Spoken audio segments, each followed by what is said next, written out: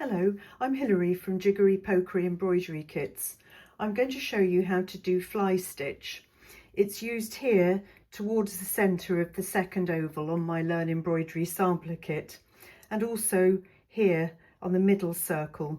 It's exactly the same stitch, it's just used in a different way to create different patterns.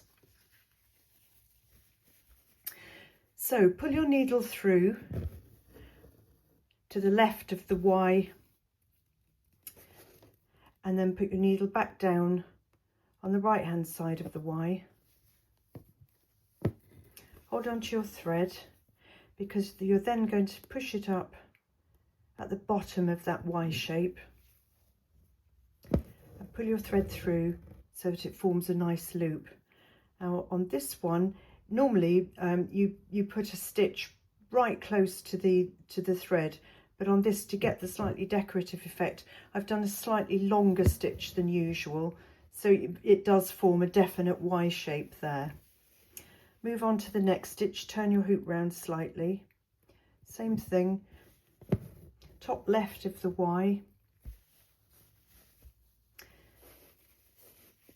then top right of the Y.